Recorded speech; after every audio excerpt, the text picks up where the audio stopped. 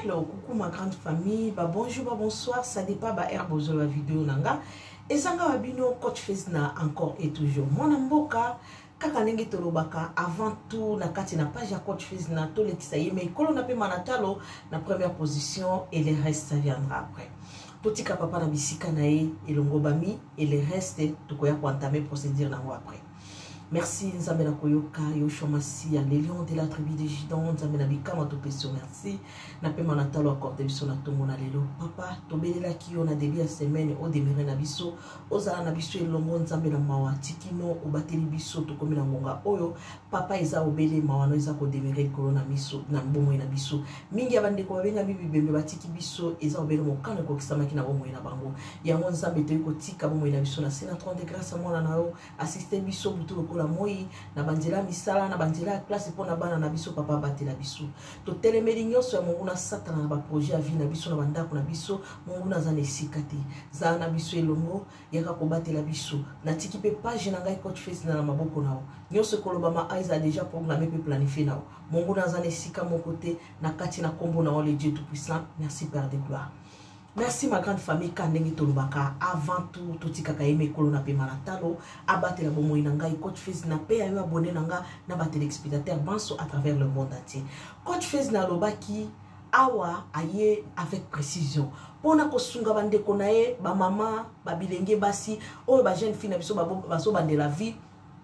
Coach Fezna lobaki azana pona bino. Yango na lobaka toujours apanjo kwetu. Ici c'est chez nous. Awande panabiso, abonnez-vous massivement et partagez, likez, commentez et ça la kitoko. Bande ko tango naza ko insister bongo abonner pe partager et ça pambati. Quelque part de komo kazana ba difficulté. Oya yebina no coach Fezna te. Tant mususu à travers ba message na ngai ba conseil na ngai et ko kende ko sauver couple na yo ngie beba. Et ko kende ko sauver bo moyen de ko tant mususu ba commissaire sujet à mon cœur. Yango na lobela kabino toujours abonnez-vous massivement et puis partagez. Tant oza ko partager, oza ko sauver ba ame misusu. Ezate po o matsa page na biso, ezande po sauver amende komoko o yazana kati na ignorance akoma sujet à mon cœur na minoko baninga solo nzoto ayebi ko misukolate ayebi ko zwa soin na été entretien na été sauver pe amenai yango na ebisa kabino partager toujours liker et puis commenter aussi vraiment yo sala kitoko en tout cas totika isusu pe moi muke 1 minute de silence pour na kokanisa ba mémoire bandeko oyo bazomi na mboka Goma makili za kotanga na mboka na biso RDC pe na kotika ba soldat na biso butu lokola moi na maboko na kolo esumasia mboka Kongo to kolonga kaka na kondimela Nzambe na kotalela Nzambe nde mboka na biso to kolonga bitumba oyo po bitumba oyo eza isusu ya nzoto te eza na kati na molimo en tout cas to kangama to zala ini totika ba soldat ya FARDC na maboko na Nzambe ya kolongela bango abundela biso alongola peuple congolais na boumbu o lokola bana Israël bakendeki na Egypte akolongela biso tozana kondima 1 minute de silence pour ba mémoire ya ba héros na biso pe ya bibembe oyo ya ba civil eza kokufa na Goma ba innocent ya bato ba yebi eloko te 1 minute de silence pour na kopesa Nzambe merci pe loboko na ezala toujours na mboka RDC abatela bomo ya bandeko na biso o baza konyo comme Mabutu moi to ebi eloko bango basala na mokili ote vraiment 1 minute de silence pour na ba mémoire ya ba o batiki biso.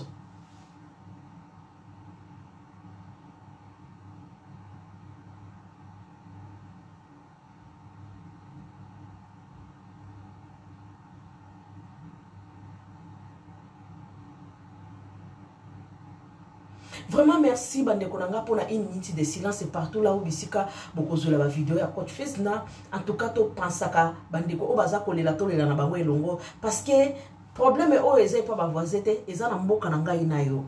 toza kolia toza komela mekanisa pe ba misusu na moment oyo bazangi ata ya kolia bazangi ya komela bana mike baza kokima mbango biso ba oyo toyebi guerre toyebi souffrance wana ya ngonde tango nyoso naza kolobela kabino 1 minute de silence pour na ko pesa valeur pe lokumu ya Nzambe likolo ya ba mémoire oyo ekei ba héros pe ba victime o baza ba innocent que son âme et que leur âme repose en paix Nzambe ya ba milimo na bango na kimia yango bandeko to pensaka toujours kozala ka bomoko pe na bolingo tango za na lipa kanisela pe muninga kolinga to pesa ye tango akomi déjà na sena mabele po akolia te pe akosenga yo pete tango za na bomo isunga ye. Merci beaucoup ma famille, j'espère le message est bien passé. Lelo coach Fez na tongo na lelo kaka ndenge alobaki aye ko sunga bandiko na ye avec précision na ye na théorie pe nazoya na pratique nazoya na ba conseil pe naza kolakisa parce que na traîna ki tango mulaye na côté ya TikTok siko na ye na nori page na ga YouTube toza na bino elongo, on est là ensemble avec vous jusqu'à la gare. Lelo toye ko solo la pona basi oyo bazana zemi ndenge na ko s'entretenir po ozana zemi et lobite ke ndenge ozana zemi olia kate na zemi basi bele kutu balia maisu makasi. Moi c'est azemi aliaka, moi c'est azemi et sengia sala nini po azwa nzoto na ezala propre tango azako kine kubota ko sala ba salité te. Po basi azemi belé bayeba kana bango ko tongola te, basi azemi belé bayeba ko s'entretenir te, po nini réseau comme ka zemi. Non ma chérie, zemi ezala rande na libumu. Zemi ezala maboko te, zemi ezala monoko te parce que okoba na tamso na début ozolia te ti okomisa simo olia. Alors, tant que vous avez dit, il va pas purger. Moi, si vous êtes obligé de faire purger, surtout à partir de 5 à 6 mois, il faut enchaîner pour purger pour les boumoués à la propre au lingue la koya à moana. Yango lelo na yeko solo la na bande ko ngai uniquement ka basi oyo bazana bazemi pe moi si ndenga za ko kende ko bota ndenge na ko entretenir nzoto na yo ti na mois ya 3 mois oyo bande na ko vandisa makambo na nzoto na yo ozala propre ozala propre penzo ka dynamique nzoto eleka mu pepete po basi ebele baleka ka mu pepe o mona mobala zoko ka suko simba ite yango to leka to kalelo oyo coach Fez na amemeli bana nae bandeko nazoki ba question ebele coach Fez na nazala zemi est-ce que na ko piriger? Oui effectivement moi c'est azemi ko piriger. Pourquoi pas? Moi, c'est Azem à purger. Il n'y a pas de convénients ni conséquences. Exactement. Par contre, c'est très bien parce que au préparer une zela à moi, il y a kolobandeni nzela moi na bokolobandeni au coach Fez na moi na bimakate na nzela to kindara na toilette amune moi na bimaliboso. Oui, mais boyebi ba accident comme akaibele tango moi ça za ko kende ko bota basi ebele moi na za ko bima parce que boyeba kana moment oyo zeme komi en terme tant to za ko kende ko bota ko afante moi na biloko tout ya nzoto koma kana pression Jessica koma katala munene kuna na sime fungwami sime koma nge panzana parce que bon moto ya motezo nga sko bima surtout ba bota na voix basse mais il y a beaucoup de femmes oyo bazwa kata ko piriger te tango komi na ba 5 à 6 mois ba bimisa ka salité parce que ko retenir te parce que ça eloko za ko tindika alors ce qui salité pesa pembeni et bima kana pression ba femme ça je ba mona ka ba makambo moi j'avais déjà assisté quelqu'un azako bota na salité ya sepe za ko bima c'est horrible alors ezala ka bongo siko nini o pona ko éviter ti o comme na terme na ba 9 mois ba accident de comme la yote maman à partir à 5 mois moi c'est azemi banda ko purger na lobe o purger qui cité parce que za zemi maya pamba o tie 4 poires na o nettoyer du bumu na o kitoko maman po liaka oza na zemi o liaka alors tant que ça ko le fait ko purger exactement maya les okota na bumu ezo ke otumula mwana non il faut ko purger il faut purger ma casse. Moi, si azem à partir à 5 mois, banda ko purger, ti o comme na terme. Pour nini, o ti a libumoise à la propre, ko ya moi no préparer nzila, moi na pèse à la propre, et bi mana bati date ya banyei, eza kitokte. Ata ba femme sage ba zoaka makambuto en charge, mais na ba Afrique boy Afrique ba mona ko ya ba monde makambu. Parce que zo bi mana na salité na normal, liboso moi na zo bi masima pe salité zo bima. Misusu ya Afrique kuna ba finga ka bango ko beta bango, mais na poto awa, mundela me marato en charge. Mais pour na kolingate ba accident ne comme là moi c'est azemi azana droit à purger bande konanga ibo partager vidéo et sauver ba ame baninga mususu moi c'est azemi à partir de 5 mois tu peux commencer à purger na lobika mai ya moto ya bien ezala ko tumbo mi chopote mai ya moto ya bio ebike ko eko kota na libumu pardon ma famille eko kota na libumu eko kende penza ko bimisa salité au tiata 4 à 5 mois ya pompe boé et sukola o libumu chaque mois au commande ça on soit après 2 semaines aux mois c'est après 2 semaines puis jaka et ça kito makasi wana penza côté na toleki alors toye na moment au moins c'est abotaka moment au moins c'est abotaka si ko coach Fez de moi c'est face à ndengeni na sina lobela yango ba vidéo et ça là les longa coach Fez na bima na TikTok yango ba sujet oyo ebimi sangai lelo mama Naomi coach Fez na nde yango maya moto mwasi abanga ka yango te tango oti ko bota mama soko za na bezo za la bien oza na poso pour la te mobali ya kima ote parce que ko polo ya mwasi azemi mwasi abimaka sola ya ma polo na se surtout ba sala ka déchirer na se Moi, si au bout ta voix basse, au bout ta normal, au sa la déchirure césarienne, osa obligé, ya ko sale la maille à monter dans tout nao. Bon, biso ba toi césarienne, net na bota na césarienne, osa na droit ko bamba maïté pendant 3 mois jusqu'à ce que pota ekobika. Alors, ceux qui pota na we biki, maman, il faut kota ki kumbi ya mai. Omi finika na kaba mai ana moto, o koti o bambi mai na se, o bambi mai na nzoto, parce que pota déjà c'est kauki. Tozela 4 mois, wana muta césarienne. Na lobi bien césarienne. Parce que communauté na côté compréhension, tout ça vraiment il peut passer. Moi, si à césarienne, oza na droit, ya kubamba mai ya moto te, ti zela 3 mois et les cas. Oza na droit ko bamba ya moto te, oza na droit ko kende na mbetu na papa na intimité te pendant 3 mois, il y a 4 mois zwelanga ma ya moto banda ko sukola. Alors, moi si oyo aboti na voix basse boyebike oboti na ndenge normal, mais basali o déchirer neti mwana leka ki soit munene ba pasola ki na semuke. Eza pota. Alors pota wana esengaka ozwa temps 3 mois ya kopema nzoto ekangama. Biloko nzoto ezonga siko bato belenga na comprendre ka binote bobosa na kata tozaka na zemi mwasi agonflaka ovimbi libomo evimbi elonge vimbi makolo evimbi. Alors 3 mois wana ba médecin ba pesa ka biso ezaka pona nini, ezaka pona délire sentimental ba pekiso mobile no pendant 3 mois eza parce que biloko nzoto nyusu fait zonga en place nazwa ki mwana nanga moko TikTok ebisa kinga lobi coach face na uti ko bota mais nazo sala ba activité misala mingi nazo tambola na oka vertige, c'est normal. Parce que bilo quand zo te zo na en place te oko risque que na ko kwea oza ko mela petit ya moto te moi si ya ko bota oza na doit ko mela de gobele ya tiboy moko mele yango na mikate na oso ki mapa na otie jambon na kati o nyati na mapa et puis ya mi balé o landisi susu ti ya moto mama ozo koti na ndoko moto. Parce que ezako kita na kati na libumu ezako kende ko yangu isa ba makilao ya mike tika la yango nde koma ka kopesa biso nzoto madili koto libando so bambaki maya moto na kati koto meli ya moto en tout cas au vanda mike mona makile comme bimayo. Parce que ba makilao na tango etrena kana libumu yango nde ka ko créer biso ba fièvre ba malade ba odeur na se ya kopola. Bozo comprendre. Moi si oya boti na normal sans qu'il va s'aller déchirer maximum ata 45 jours ou 2 mois, maman, cause la précédé que ok lobe tatatamina mobali pour basi ya communauté nanga boza trop le costo nzoto. Moi si oboti ozuna mutan ya ko vandisa nzoto na ote biloko nzoto zonga en place parce que biloko nzoto ezala secoué bibumo evimba ki longe evimba ki michopo ebuja ki kuna nanani 3 mois na esinga rapport o se rétablir ozwa penza ta ya ko zongi sa nzoto non en place nango yango nde ba pesa ka 3 mois ya ko pema mais oya boti na est normal sans ki ba sale déchirer maximum 45 jours soko lingi penzo batela nzoto no kende ata 2 mois mobala touché oté. Mais soukole langa maya moto vendre la permanganate lelo na eli bino ba pratique ya tout to sili sina no côté à purger.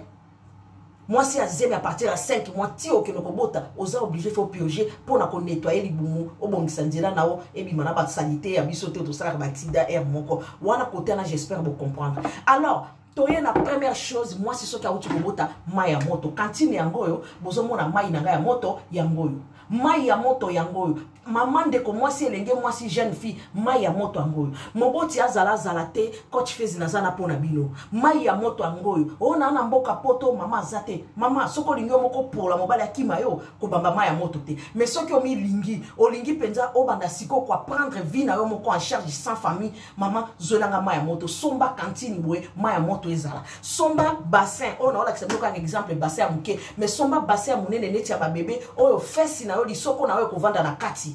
yoyo na onyo so ekita na kati ya mai. Pourquoi? Parce que to a besoin soto sali déchirer ozana besoin ko tia ka dembu ma permanganate na kati o vendre la parce que permanganate za ko antibiotique ezoke de ko soigner pota wana oyo basala ki o déchirer okozana besoin bassin mais na memi kaka bassin juste exemple ko pesa bino mais bassin neti ya ba bébé nde yango il faut zala na yango.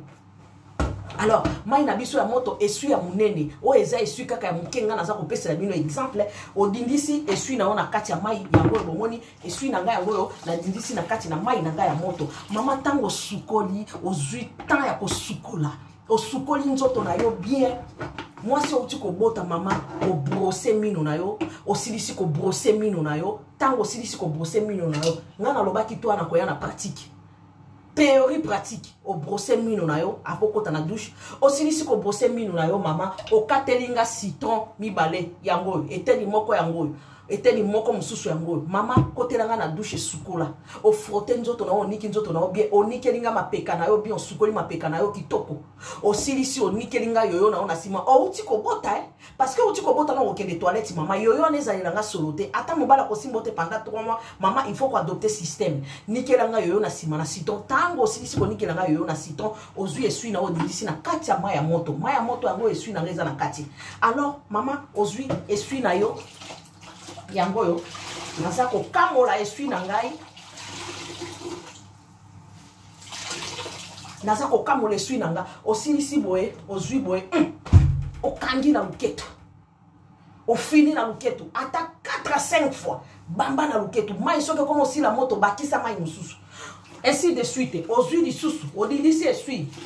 mai eza la moto mama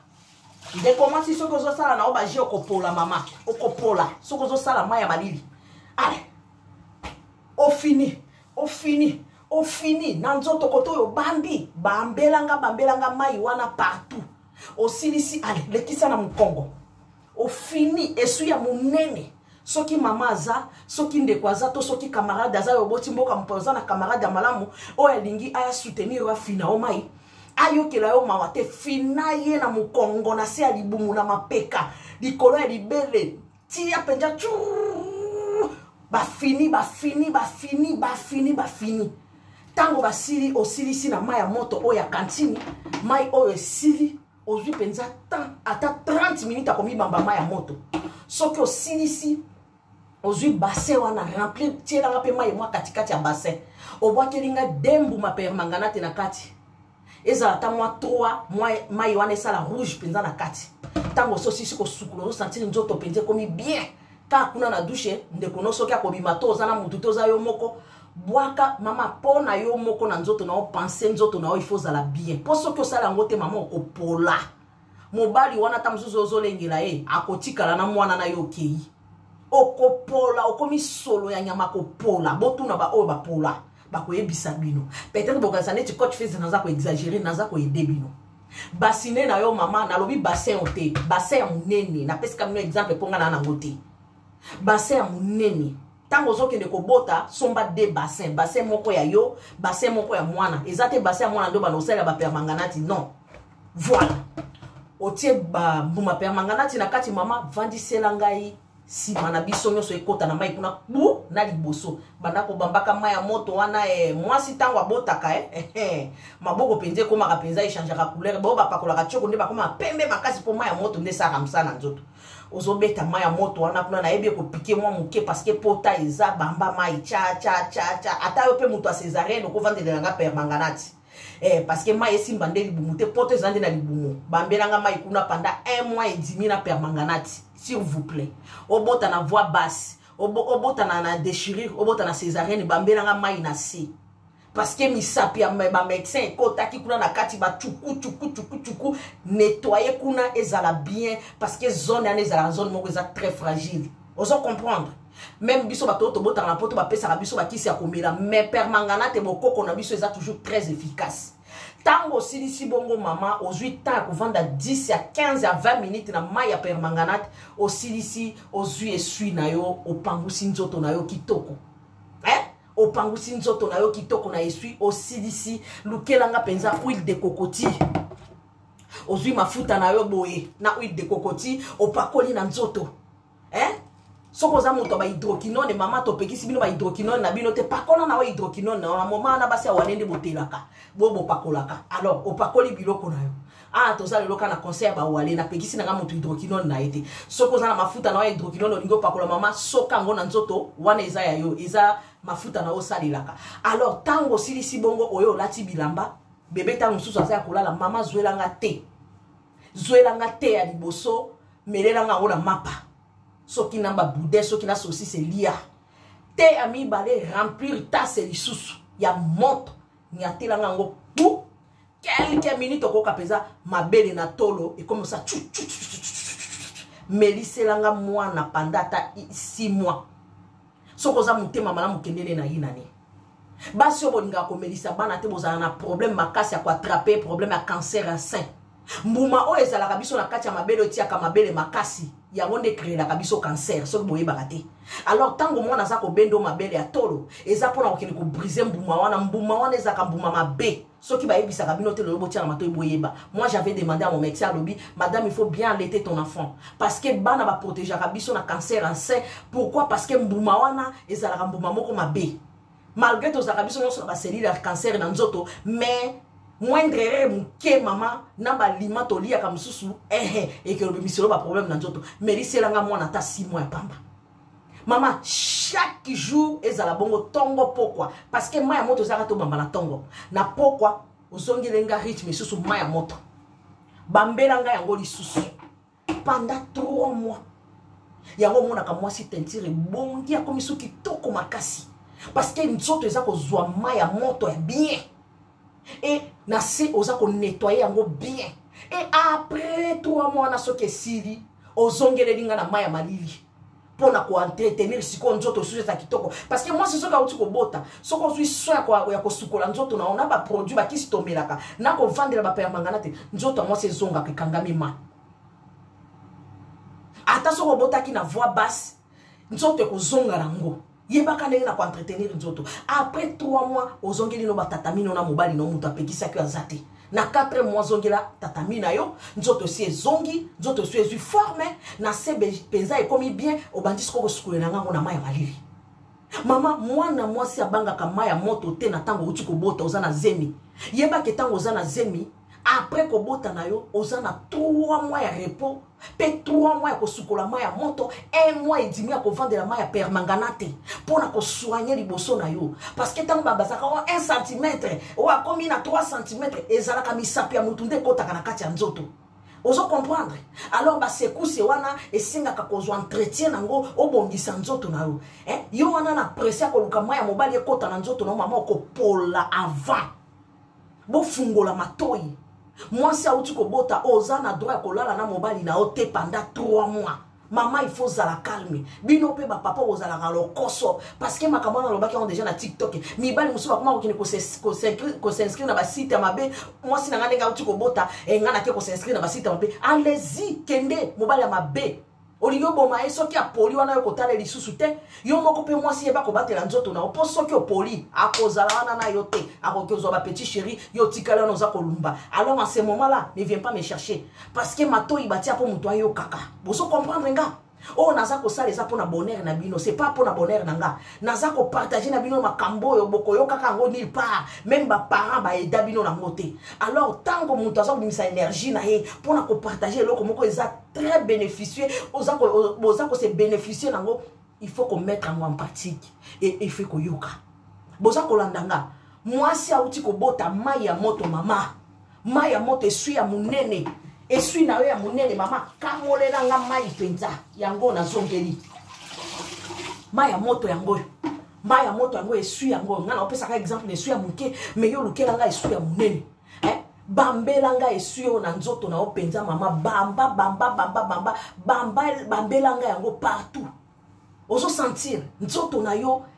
il fait ezonga forme parce que moi si soka uti ko bota oza ko entretenir nzoto na bien te na maya moto pendant 3 mois mama o baby o koma ka muke nzoto basi muke o ki fièvre kasi makila wana etika na kati ezobi mate. Alors makila na tango evanda ka epoli yango nde koma obimisa odeur na se moi so koma ovanda botie bon solo pe solo na yaka traverser sous banda bato ba koza pemeno ba koma pe ko ka solo wana oui soko yebi ndenge nga ko welisa to luka permangana to zonga na ko vandela o pamba maya moto mama okomo leki botikeli bato solo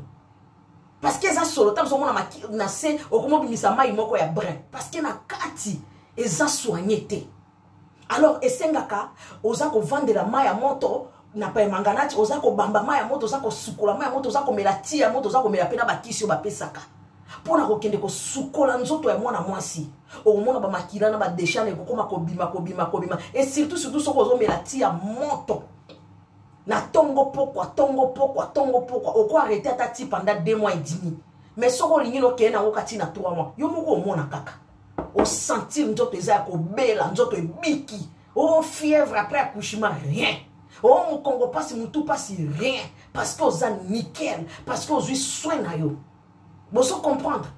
mai ya ko vendre la permanganate oboki ata 2-3 mbuma oningisi esali rouge wana kwa makina ndenge salaka kopanga mai ya moto kotiela nga tiende te parce que tiende ekobikisa pota na ya sete tia penza mai kaka neti oyo komifina obwaki pe koto na bassin ya munene wana ya kovanda na bi bassin ote bassin ofesse ya moto ekota na kati te bassin ya munene. Moi je donne l'exemple juste parce que je pas bassin ya munene. Vous comprenez? Au vandi bongo pendant 20 minutes. Fesse penzo ko ka fesse sui oui vanda wana mama vandi selanga ngona se tango vandi pe banda ko bambaka mai koto na se pia mai kota kuna na se mai kota na se penza e banda ko soa moi muke oui ya onde ko kende surtout bo basala ka ba déchirer kasi per mangana ta rezo kende ko soigner pota wana mai na ndenge uza ko beta bongo zo kende ko nettoyer pe pota wana pota eza ko bika si yo comme ça attend sous deuxième semaine au monde, troisième semaine ou quoi que ça un mois, pota déjà comme au kauka. Pourquoi? Parce que os soignants ont déjà d'antibiotiques parce que permanent des antibiotiques. Mais au comment on a basi mususu lo yenge lo konso ya nzoto a mobali kwa que ceux qui au poli mobali na ovande lo na ngwa ebisi. Ceux qui au poli ceux qui mobali na ebinza mbete a ovande lo. Moment où oza ko lela solo ya sia kei po beta tatamina basi mususu. Yango basi febo yo kaka. Tango komi ko bota zwa mayele tiango en place nzoto mobali ki makate tant azaya yo attaque ya yenge pe ozongi la kaka yo wana. Alors au moment où tu commences à affronter au moment où mayele fait sangara bozo comprendre boti ya kamayele na bino place moko bana basi ebele bozo milingate olekisi na mobali bozo avana yo moko milinga yo kanisi soki lelo zate bana nana na wa boko lelo na bango moi si mususu akoya boko li bango pe histoire continue famille perdre yo. Pourquoi oyeba ko s'entretenir te basi ebele boni bakufa batika bana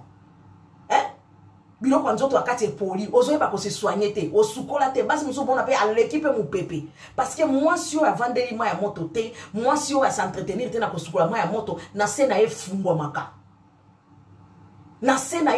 maka parce que oza polele o se soigner te o vendeli ma ya moto te pe ba activité makasi fait ko éviter. Moi si oya uti ko bota ozate na système ya kongumbaka otiaka lisoko sima boy non moi ça uti ko bota eloko nyonso okitaka na ndenge ya fete o loko tata eloko olingozo ata moi eloko ifi ngumba okita na ndenge ya kongumba genou. Pourquoi? Parce que oza ko sauver sima mu pepe le kate boza ko yokanga. Moi ça uti ko bota fait pour protéger toujours sima na yo. Parce que ceux qui ont nos akaka yelele mama okoleka mu pepe komo bimisa gaz et boso komo bimisa gaz et ciment o comprendre te mu pepe za koleka lango libanda me yo na kati nzoto zo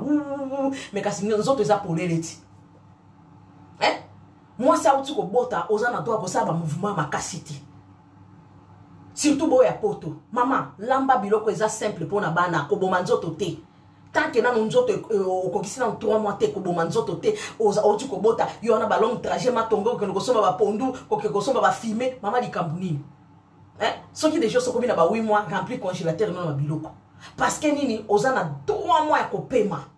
oyo ko bouger te so oza na mobile malamu oza kata na besoin papa ki osomela nga matembele pe matembele na ye lamba oza ya ko vanda débouter ba cuisine na biso za nango debout mais mama benda kiti vanda.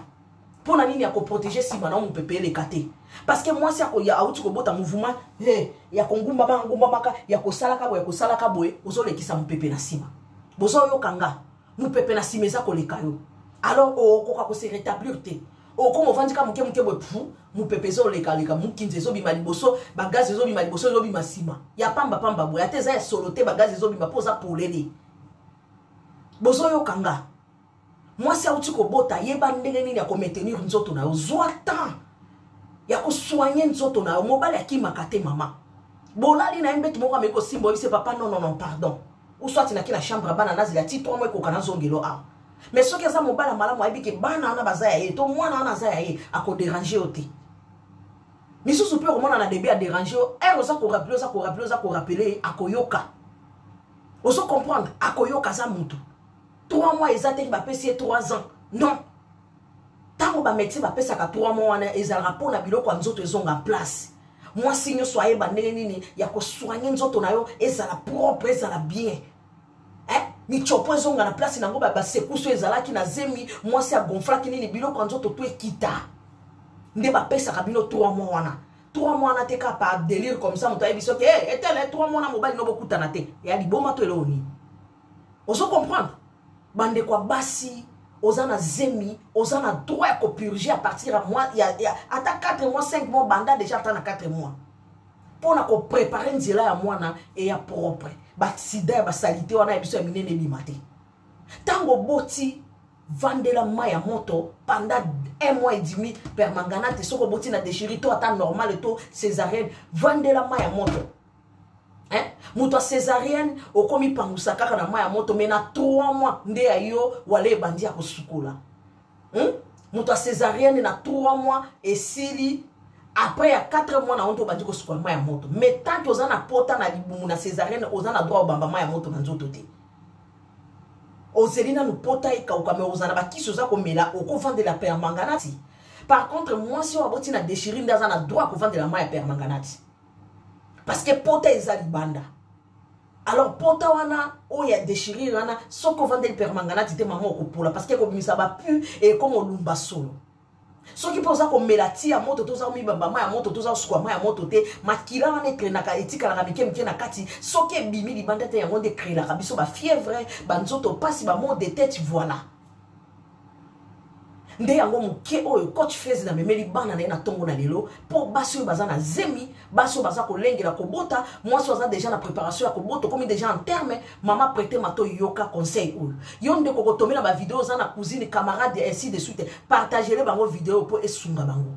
aussi si ko sukola mai no ya moto OK au vendeli mai ya permanganate 20 minutes aussi ici au mi pangusi kende ko melanga de gobele ya ti tia liboso eza po mela na mapa tia mibale eza po omela et réchauffer au tolo meliselanga mwana ta pendant 6 mois mabelo kotikela ba papa te ba mela ka ba papa bazana ba mino minene ba mela ka ke mwana mutu azana gencive ka pamba wo pe ae peselanga ya ta 6 mois to inani le reste na tikela papa na ye po basembele ba kuma ka nga mabe na nge ko ya au préféré melisa tata ya mukolo ke mwana mukie quelle méchanceté